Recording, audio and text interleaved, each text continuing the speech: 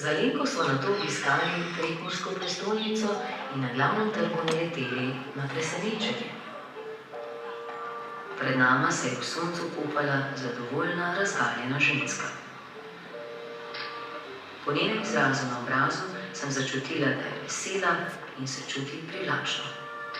Stvar je šla tako, film še v razvoju, je bil prvič povabljen na Doc Leipzig koprodukcijski forum, in tam je bilo treba razmisliti, kaj bi pravzaprav lahko bila metafora, da bi neki tujci, ki Slovenije niti ne poznajo, niso niti slišali zanjo, to razumela. In se mi je porodila ideja, da bi to zgodbo lahko povedal skozi vsem znano pripovedko, pravljico Alice v čudežni deželi. Se pravi, tam gre za neko Alice, ki pade v zajčjo luknjo, gre potem skozi niz nekih nalog v gang, vodijo pa beli zajec. No in potem je prišla ideja za mednarodni naslov, Tatjana in Motherland, Tatjana v Mamalandiji, ki sicer za Slovenijo ni tako mikaven, no in potem je bilo pač treba razmisliti, kdo bo zdaj beli zajec, in tako se je pa pojavila ideja za Slavoja Zajčka, in potem za vse ostale lutke.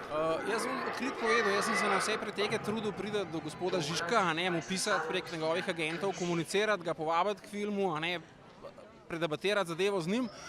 Celo na subverzivnem forumu lani v Zagrebu sem ga obiskal, sem ga poskušal pretegniti pogovoru, ampak je bil tako blagohotno nezainteresiran, tako da je pol ostal pri Zajčku. Jaz sem si želel, da bi potem tudi živi Slavoj nastopil.